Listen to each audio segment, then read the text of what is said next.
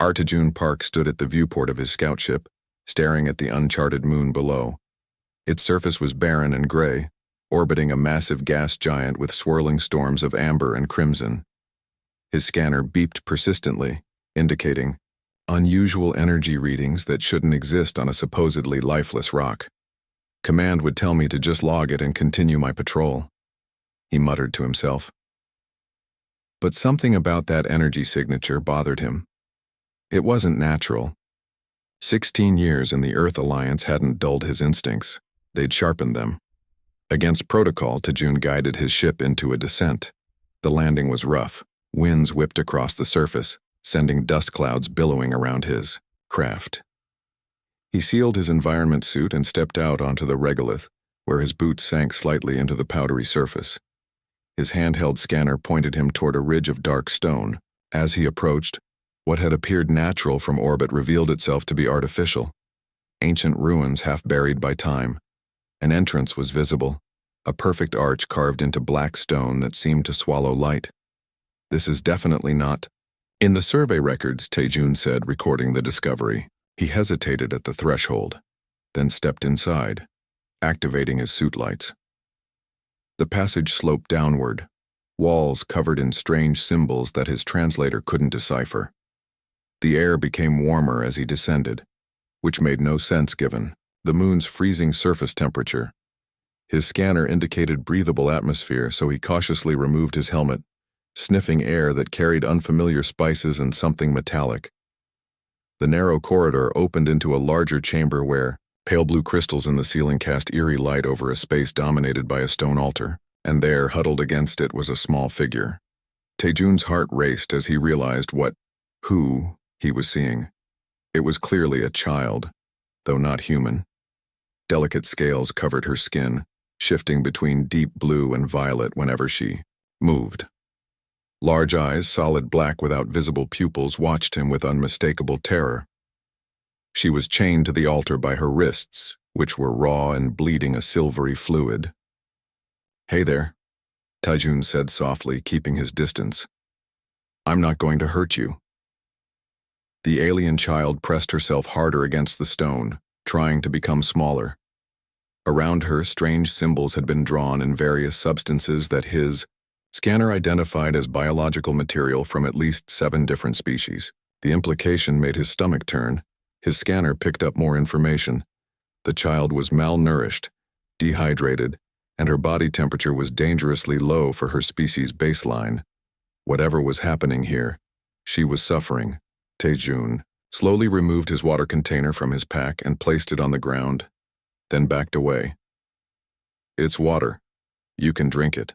The child didn't move toward it, but her gaze fixed on the container with obvious longing. A low chanting became audible from somewhere deeper in the complex, multiple voices speaking in unison in a language his translator couldn't process. The child flinched at the sound, eyes wide with renewed panic. "They're coming back," she whispered, her words somehow translating into his neural implant despite the language barrier. "Please go. They'll hurt you too." Tajun's training told him to retreat, call for backup, follow proper first contact procedures. But his humanity told him something else entirely. "I'm not leaving you here," he said firmly, approaching the altar. From his utility belt, he pulled out his plasma cutter. The child watched with fearful fascination as the blue beam made quick work of her restraints. When freed, she remained frozen, as if unsure this was really happening. "My name is Tajun," he said, pointing to himself. "I'm human, from Earth." The alien child touched her own chest with a 6-fingered hand. "Nari," she said simply, voice barely audible. The chanting grew louder. Shadows moved in a passage on the far side of the chamber. Tajun picked up Nari, surprised by how light she was, and began moving toward the exit. "Wait," she whispered, pointing to a small object on the altar, a pendant with a crystal that matched the color of her scales. "My mother's." Tajun grabbed it and placed it around her neck in one quick motion. Then they were running, her small arms wrapped tightly around his neck. They had nearly reached the entrance when the first of the robed figures emerged into the chamber behind them. Their faces were hidden in deep hoods, but their angry shouts needed no translation. Hold tight, Taijun told Nari as he increased his pace, racing up the sloping corridor toward daylight. One of the pursuers appeared directly in their path, seeming to materialize from the shadows themselves. Taijun didn't hesitate. With Nari clinging to his back, he executed a combat maneuver that sent the figure sprawling against the wall. How did you? Nari began.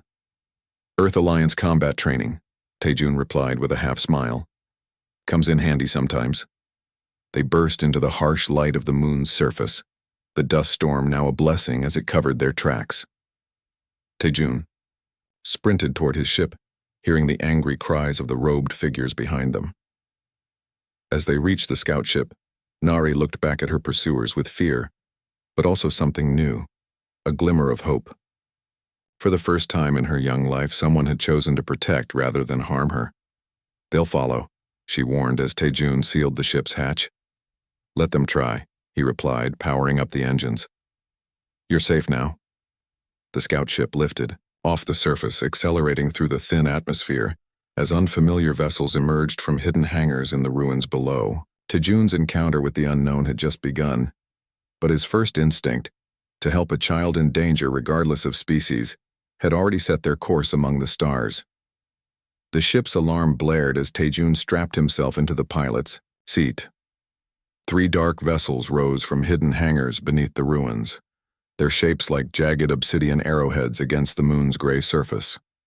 Hold on tight, he told Nari, who had curled herself into the co-pilot's chair, her small-scaled body trembling. She clutched her mother's pendant with 6 slender fingers.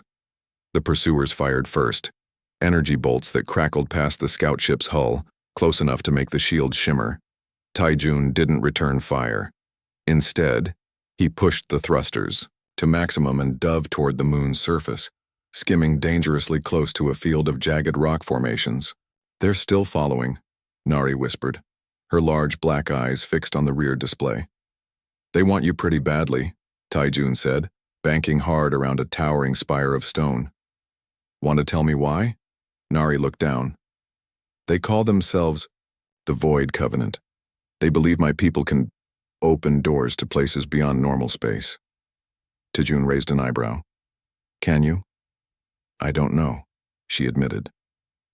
I was taken before I learned our ways. They've been trying to make me do it for months, with their rituals. A blast rocked the ship, sending warning lights flashing across the control panel. The nearest pursuer had closed the gap. Persistent bunch, Taijun muttered. He spotted a narrow canyon ahead and didn't hesitate, plunging the ship into the tight space. Rock walls blurred past on both sides, leaving only meters to spare. One of the pursuing vessels couldn't adjust in time and clipped its wing, spinning out of control before exploding against the canyon wall. 2 left, Taijun said grimly. They emerged from the canyon into an open plain where sulfur vents erupted from the surface, sending yellow plumes high into the thin atmosphere. Taijun weaved between them, using the toxic clouds as cover. I've never seen anyone fly like this, Nari said, her voice filled with wonder despite their danger. Back on Earth, I used to race skimmers through the Arizona canyons. This isn't so different, Taijun replied, though sweat beaded on his forehead as he concentrated. Just higher stakes. The remaining pursuers split up, trying to flank them. One fired an electromagnetic pulse that clipped their ship's wing. Several systems went offline, including the rear thrusters. We're losing power, Taijun said, fighting. The controls. I need to land before they hit something vital. He spotted a deep crater ahead with a partially collapsed rim that would provide cover. The landing was rough, the scout ship skidding across the regolith before coming to rest against a boulder. We need to move, he said, grabbing his emergency pack. The ship's broadcasting a distress signal to Earth Alliance, but it'll be hours before anyone's close enough to help. Nari hesitated. I can't breathe this moon's air like you can. Taijun pulled out a compact rebreather from his pack and fitted it over her face. It was designed for humans, but he adjusted the straps as best he could. It's not perfect, but it'll keep you alive. Stay close to me. They exited the ship just as the 2 cult vessels landed nearby. Taijun led Nari into a narrow fissure in the crater wall, barely wide enough for him to squeeze through. "Why are you helping me?" Nari asked, as they crept through the darkness. "Your people don't know mine. We're nothing to you." Taijun paused, looking back at her.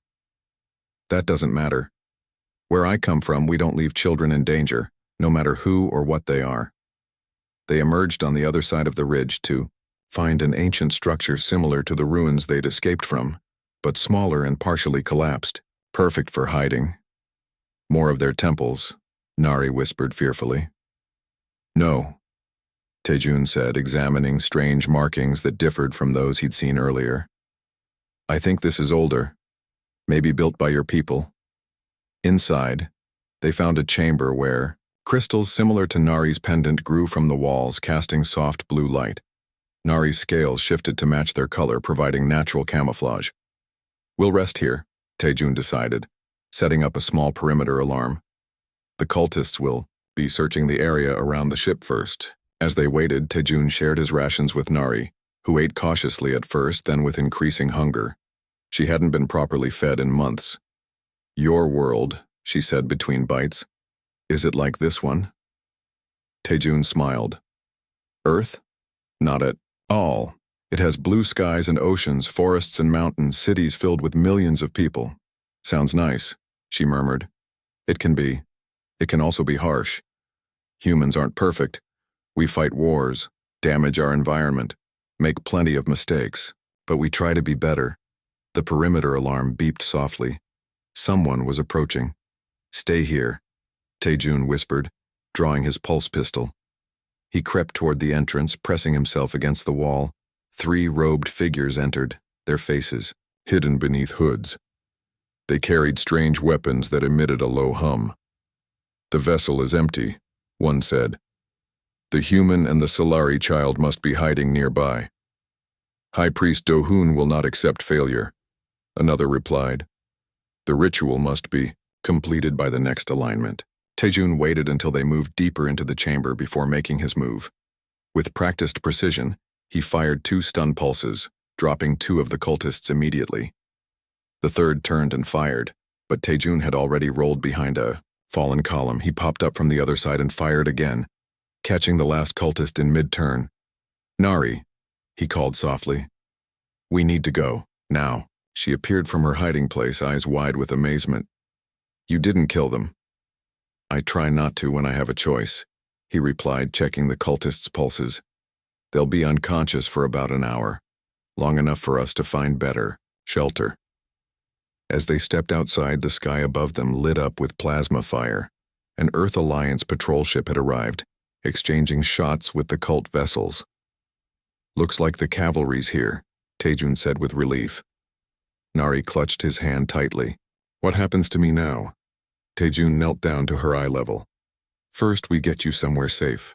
Then, if you want, we'll try to find if there are any more of your people out there. But for now," he smiled, "how would you like to see the stars up close?" As they watched the Alliance ship drive off the cultists, Nari's scales shifted to a warm golden hue that Taijun hadn't seen before. It would be much later that he learned this was the Solari color of hope. The Alliance patrol ship's medical bay was sterile and bright, too bright for Nari, whose large eyes had evolved for the dim light of her homeworld. Taijun found a spare blanket and draped it over a corner of the room, creating a shadowy space that made her visibly relax. "Better?" he asked, sitting cross-legged on the floor beside her makeshift den. She nodded, her scales shifting to a muted purple. "The light hurts less now." 3 days had passed since their escape from the moon. The patrol ship captain, a gruff woman named Hyejin, had been skeptical about bringing an unknown alien aboard until Taijun invoked refugee protection protocols. Now they were headed to Outpost Horizon, the nearest Alliance station with proper xenobiological facilities. "The doctor says you're doing better," Taijun said, offering a protein bar specially formulated for her unique biology. "Your nutrition levels are improving." Nari took small, careful bites. Food was still something she approached with caution, as if expecting it might be taken away. "Will you stay with me at the outpost?" she asked quietly. The question caught Taijun off guard. He had rescued her, yes, but he hadn't thought beyond getting her to safety. His patrol route would eventually take him back to Earth. "I'll stay until we figure out what's next for you," he said finally. "I promise." The ship's AI chimed softly. "Commander Park, the translation matrix for Solari language patterns is now at 60% completion. Would you like me to activate real-time translation?" "Yes, please," Taejun replied. The air seemed to shimmer slightly between them as the AI began processing their words through the developing language algorithm. "Now we can really talk," Taejun smiled. "I have so many questions about your people." Nari's hand went to her mother's pendant. "I don't remember much. I was very young when the bright light came." "Bright light?" "Our sun changed. Grew bigger, hotter. The elders said we had to leave, but there weren't enough ships." Her voice grew softer. "My parents put me on the last one. They stayed behind." Taijun felt a tightness in his chest. "I'm sorry, Nari. Our ship was found by traders first. They sold us to others. I ended up with the Covenant." She looked down at her hands. "I don't know if any other Solari survived." The story was all too familiar to Taijun. Humanity had encountered numerous species displaced by natural disasters, war, or environmental collapse. Some, like the Solari, became targets for those who would exploit them. "You said the Covenant wanted you to open doors to other places," he said gently. "What did they mean?" Nari's scales rippled with unease. "The Elder said our people could sense the thin places, where our world touches others that can't normally be reached. Like other dimensions? I don't know that word, but places where reality is different." She touched her pendant. "This crystal helps focus that ability, but I never learned how to use it properly." The ship suddenly lurched, throwing them both off balance. The lights flickered, and emergency alerts began blaring. "Stay here," Taejun ordered, heading for the door. "No!" Nari cried, genuine fear in her voice. "Please don't leave me." He hesitated, then nodded. "Stay close, then." They made their way to the bridge where Captain Hyejin was barking orders. Through the viewport, they could see the source of the problem. They'd been caught in a gravitational anomaly that hadn't appeared on any charts. "Engines are at maximum, but we're still being pulled in," the pilot reported. "It's not natural," Nari whispered, her scales now a deep, alarmed red. "It feels like the Covenant's work." Captain Hyejin turned to them. "What's she talking about?" "Park?" "The cult that had her believes her people can access other dimensions," Taejun explained. "If they've somehow created this trap, they're trying to get her back," Hyejin finished grimly. The anomaly grew larger on the view screen, a swirling darkness that seemed to devour light itself. "Could you use your abilities to close it?" Taejun asked Nari. She clutched her pendant tightly. "I told you, I never learned how." "But you must have some instinct," he pressed, "some feeling about how it works." Nari looked terrified, but she closed her eyes and held up her pendant. Its crystal began to glow softly, resonating with the anomaly ahead. "I feel it pulling," she said, "but I don't know how to push back." Taejun knelt beside her. "When I was learning to fly, my instructor told me not to fight against the wind, but to work with it. Maybe it's the same here." The ship shuddered as it was dragged closer to the anomaly's center. "2 minutes until we're pulled in," the pilot announced. Nari's scales began shifting rapidly between colors as she concentrated. "It's too strong." "You're not alone," Taejun said firmly, placing his hand over hers on the pendant. "I'm right. Here with you?" Something changed in that moment. Whether it was the human contact or just the reassurance, Nari's pendant suddenly flared with brilliant blue light. The crystal's glow expanded outward, creating a field around the ship that pushed against the anomaly's pull. "Engine power increasing," the pilot reported, sounding surprised. "We're breaking free." The anomaly began to collapse in on itself, shrinking rapidly until it disappeared completely. Nari swayed and would have fallen if Taejun hadn't caught her. "You did it," he said softly. "We did it," she corrected him, her scales settling into a calm blue. Later, in the quiet of the medical bay. Taejun sat beside Nari's bed as she slept. Captain Hyejin found him there, staring thoughtfully at the small alien child. "That was impressive work out there," Hyejin said. "Both of you." "She's stronger than she knows," Taejun replied. "What's your plan when we reach the outpost?"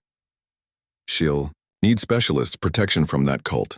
Taejun hadn't taken his eyes off Nari.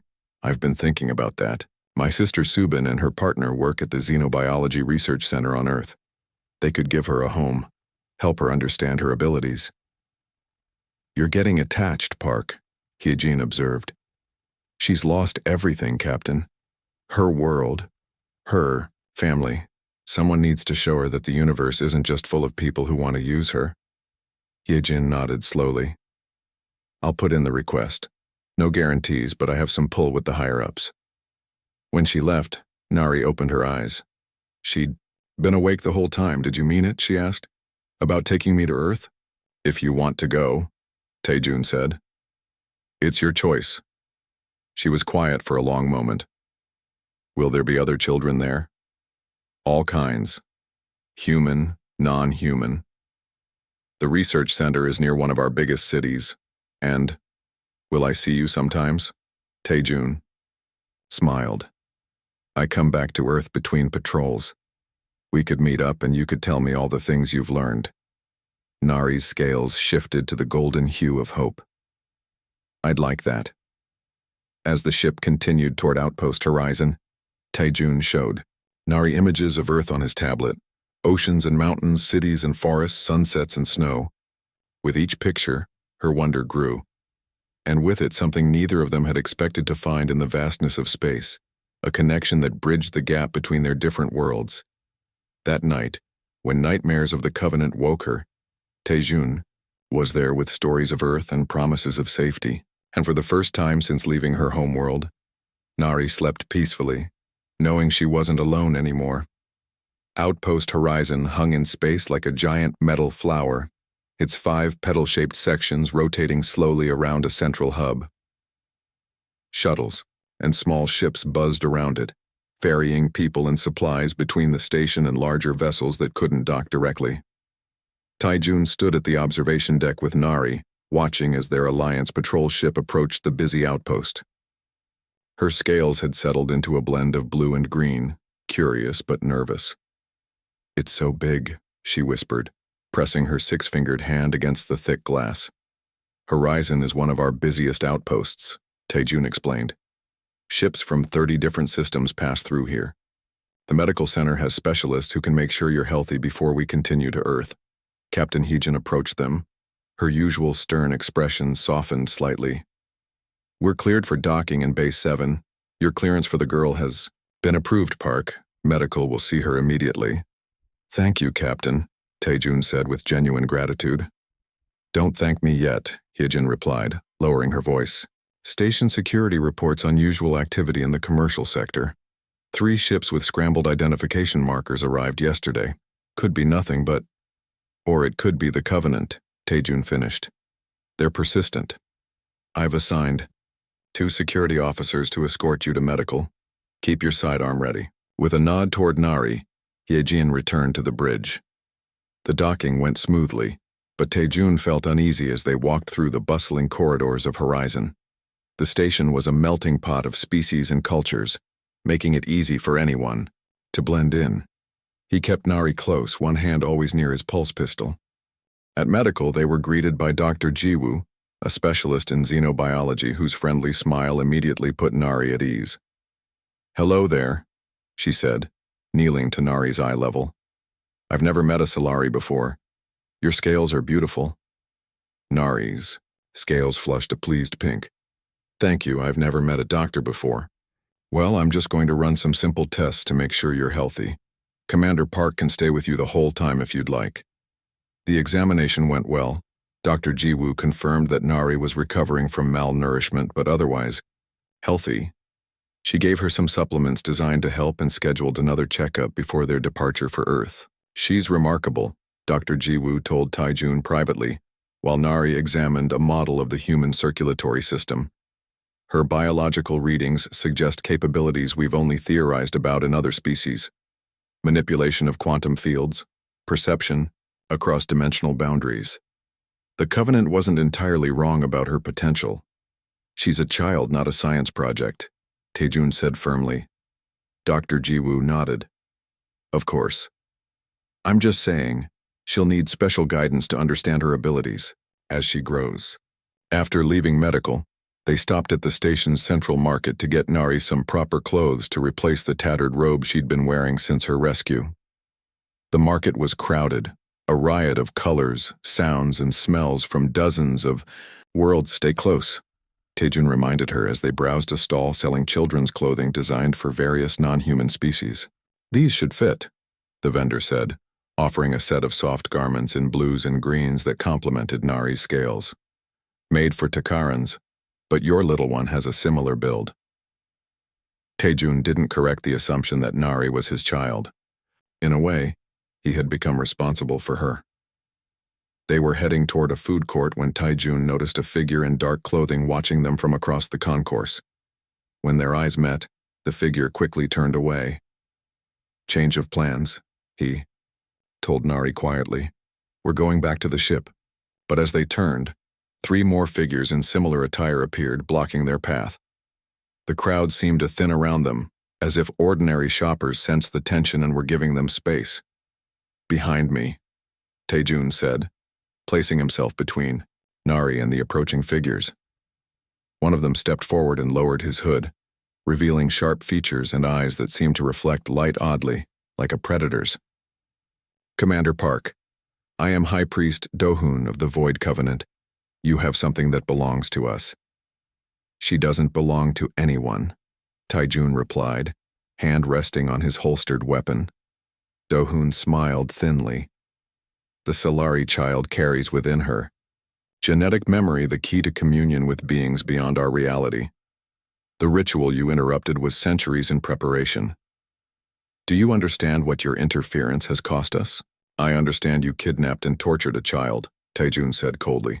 That's all I need to know. Nari gripped the back of Taejun's uniform, trembling slightly. He was there, she whispered. He performed the rituals. Dohun's gaze shifted to Nari. You've begun to access your abilities already, haven't you? The anomaly our acolytes created. You collapsed it. Imagine what you could do with proper guidance. Station security has been alerted, Taejun bluffed. They're on their way. I'm afraid not, Dohun replied. The security chief on this level has been quite generously compensated for his inattention. We have about 10 minutes before genuine help arrives. The 3 other cultists had spread out, creating a loose circle around them. Shoppers hurried, past eyes averted, either paid to ignore the confrontation or simply following the universal instinct to avoid trouble. We need only the child, Dohun continued. You can walk away unharmed. Taejun slowly reached into his pocket and pressed the emergency beacon Captain Hyejin had given him. Then he removed his pulse pistol and held it at his side, not pointing it yet, but ready. Here's what's going to happen, he said calmly. Nari and I are going to walk out of here. You're going to let us pass. Otherwise, I'll show you why Earth Alliance combat training is respected across 5 systems. Dohun's smile widened. Brave words. But you're outnumbered, and our abilities exceed your understanding. As if to demonstrate, he made a quick gesture. The lights directly above them flickered and died, casting their section of the concourse into shadow. Taejun didn't hesitate. He fired a stun pulse at Dohun, who somehow shifted sideways faster than should have been possible. The pulse hit one of the other cultists instead, dropping him to the floor. Run, Taejun shouted to Nari, pushing her toward a side corridor. The remaining cultists produced strange weapons, curved blades that hummed with dark energy. One slashed at Taejun, cutting through his uniform sleeve and drawing blood. He responded, with a combat move that sent the attacker flying into a market stall. Nari hadn't run. Instead, she stood with her mother's pendant held high, its crystal glowing intensely. Leave him alone, she cried. A wave of blue energy pulsed outward from the crystal, momentarily distorting the air around them. The cultist staggered back, disoriented. What was that? Taejun asked as he grabbed her hand and pulled her toward the corridor. I don't know, she panted as they ran. I just wanted to protect you like you protected me. They rounded a corner and found themselves facing a dead end. A maintenance door with a locked access panel. Stand back, Taejun said, raising his pistol to shoot the panel. Don't bother, came Do-hoon's voice from behind them. He stood at the corridor entrance, alone, but somehow more menacing for it. Your Alliance friends are occupied with a small fire we arranged near the fuel depot. No one is coming. Taejun positioned himself in front of Nari again. What do you really want? This isn't about communion with other dimensions. No one goes to these lengths for philosophical exploration. Do-hoon's eyes narrowed. The entities, beyond our reality, offer power beyond your comprehension. Control over matter, energy, time itself. The Solari were meant to be our conduits, our doorways. This child is one of the last. There are others? Nari asked, her voice small but hopeful. A few. Scattered. Hidden.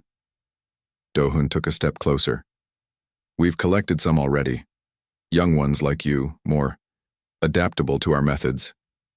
The implication made Taejun's blood boil. You're not taking her, and somehow I'm going to find the others and free them too. Noble, Do-hoon sneered, but futile. The high priest raised his hand, and darkness seemed to gather around his fingers. But before he could do whatever he planned, the corridor was flooded with light as the maintenance door behind them slid open. Captain Hyejin stood there with 4 armed Alliance officers. Commander Park, your beacon suggested you might need assistance. Taejun had never been so happy to see his captain. Perfect timing. This man and his associates attempted to abduct a child under Alliance protection. Do-hoon's face went blank, his earlier confidence evaporating. This is a misunderstanding. We merely wish to speak with our lost sister.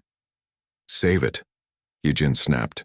We found your ships, unregistered weapons, illegal propulsion systems, and some very interesting artifacts that our Xenotech department is eager to study. She nodded to her officers, who moved forward to apprehend Do-hoon. As they led him away, the high priest looked back at Nari. We will find you again, he said quietly. The doorways must be opened. Nari stepped forward, her scales now a determined gold. If there are others like me out there, I'll find them first, and I'll teach them what you never did, how to close doors, not open them. When he was gone, Taejun knelt and checked Nari for injuries. Are you okay? She nodded, then surprised him by throwing her arms around his neck in a hug. Thank you for not leaving me. Over her shoulder, he met Captain Hyejin's gaze. Do-hoon said there are other Solari children. They're holding them somewhere. Hyejin nodded grimly. We'll find them, but first let's get you both to Earth. I think you've earned some real shore leave, Park. As they walked back through the station, Nari kept hold of Taejun's hand. Is Earth really safe? Nowhere's perfectly safe, he admitted, but you'll have people looking out for you, and I have a feeling you're going to learn to look out for yourself pretty well too.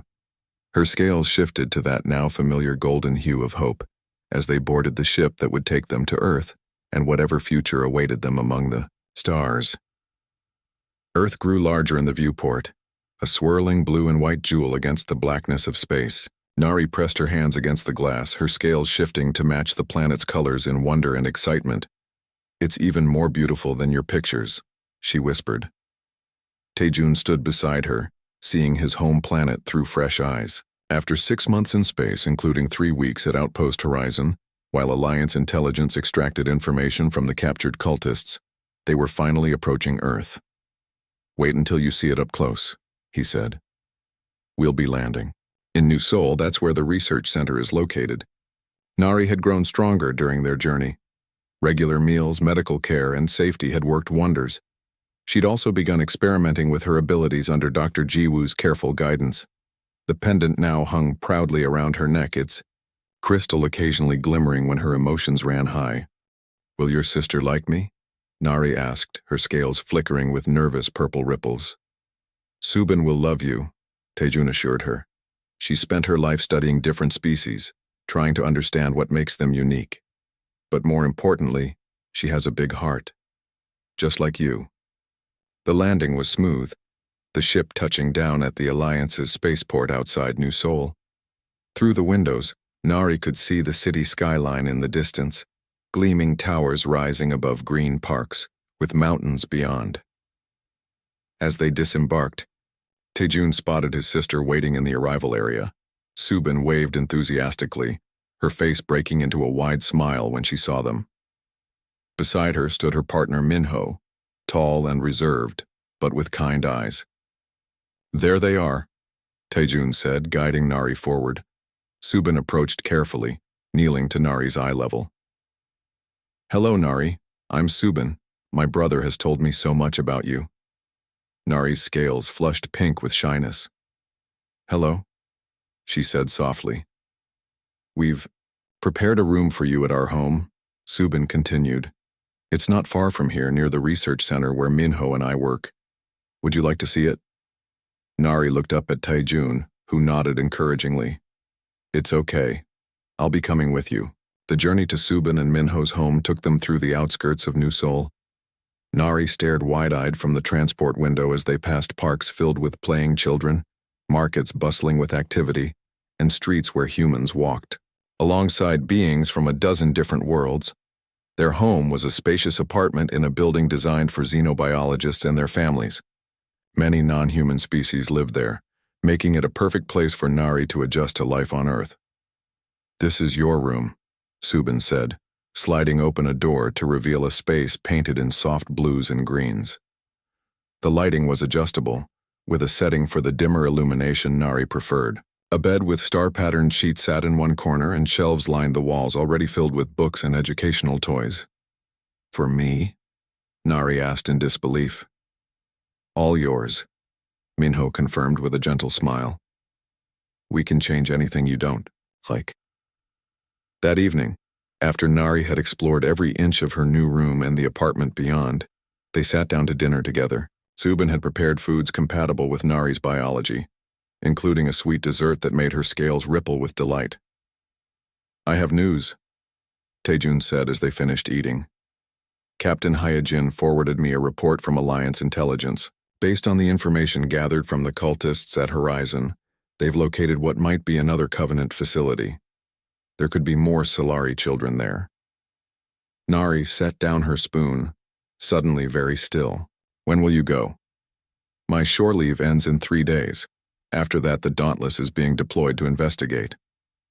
"Will you bring them here, if you find them?" Taejun exchanged glances with his sister. "If we find more of your people, the Alliance, we'll make sure they're safe. Some might come here to the research center." That night, after Nari had gone to bed, the 3 adults sat in the living room speaking quietly. "How dangerous is this mission?" Subin asked, concern etched on her face. "The Covenant has resources we didn't anticipate," Taejun admitted. "Their technology, their methods, they're unlike anything we've encountered before. But we can't leave those children in their hands." "And Nari?" Minho asked. "Will she be safe here? The cult knows she's on Earth. Alliance security will be monitoring, and the research center has its own protection systems." Taejun leaned forward. "Besides, you haven't seen what she can do. She's learning to control her abilities. The pendant seems to be some kind of focus or amplifier. We'll take good care of her," Subin promised. The next 3 days passed quickly. Taejun showed Nari around New Seoul, introducing her to Earth foods, music, and customs. She was fascinated by everything, especially the other children they encountered, in the parks and museums. On their last day together, they visited the ocean. Nari stood at the water's edge, her toes sinking into the wet sand as waves washed over her feet. Her scales shimmered with joy. "My world had no oceans," she said. "Just small seas and lakes." "Earth is 70% water," Taejun told her. "There's so much more for you to explore. Mountains, forests, deserts, each one different from the last. Will you show me when you come back?" "I promise." The morning of his departure came too soon. At the spaceport, Nari clung to him tightly, her scales a deep blue of sadness, You'll be back? She asked, her voice muffled against his uniform. Taejun knelt down to look her in the eyes. I will. And I'll bring back any of your people that I find. You won't be alone. I know, she said, touching her pendant. I can feel them sometimes. Far away, but there. 6 months later, the research center's main auditorium was filled with Alliance officials, scientists, and families. On stage stood 3 Solari children besides Nari, all rescued from Covenant facilities across 3 systems. They wore ceremonial garments in the style of their lost homeworld, recreated from Nari's memories and historical records discovered in the Alliance archives. Taejun sat in the front row beside Subin and Minho, watching as Nari stepped forward to address the audience. In 6 months, she had grown taller, more confident. Her scales gleamed with health and purpose. My people believed that the universe was too dangerous to explore. She began, her voice clear and strong. That was why, even though we understood the thin places between realities, we rarely left our homeworld. We were afraid. She looked directly at Taejun as she continued. But now I understand something important. Yes, there is darkness out there, beings like the Covenant who seek power without caring who they hurt. But there are also people like Commander Park and the Earth Alliance who will cross the stars to help someone they don't even know. The other Solari children joined her at the podium, each holding a crystal pendant similar to Nari's. Together, we are learning to use our abilities not to open doors to dangerous places, but to protect the worlds we now call home. The Solari will no longer hide from the universe. We will be part of it, helping to make it safer for everyone. After the ceremony, Taejun found Nari surrounded by other children, both human and non-human, all eager to hear her stories. When she saw him, she excused herself and ran to give him a hug. I knew you'd make it back for today, she said, her scales a happy gold. I wouldn't have missed it, he replied. I'm proud of you, Nari. You've come so far. She smiled up at him. Dr. Subin says I'm ready to start school next month, a real school with other kids. That's wonderful. And how are your abilities coming along? In answer, Nari held up her pendant. It glowed softly, and a small sphere of blue light formed above, her palm spinning gently. I can sense the thin places now, but I don't open them. Instead, I'm learning to strengthen the boundaries, make them more stable. From across the room, Subin waved to them. Photographers from the Alliance News Service wanted a picture of all the Solari children with their human guardians. Looks like you're needed, Taejun said. Nari took his hand. Come with me. Your family, too. As they joined the others, Taejun reflected on how far they'd come from that dark temple on a distant moon. One small act of compassion had grown into something greater, a bridge between species, a family forged among the stars. The universe was indeed full of darkness, but also of light. And sometimes that light shone brightest in the most unexpected places, like the hope in a child's eyes as she looked toward a future once thought impossible. That night, as New Soul's lights twinkled below them like earthbound stars, Nari stood on the apartment balcony with Taejun, watching ships take off from the spaceport. Where will you go next? She asked. Wherever I'm needed, he replied. But I'll always come back. She nodded, satisfied. The elders used to say that the greatest power in the universe was the ability to cross between worlds, but they were wrong.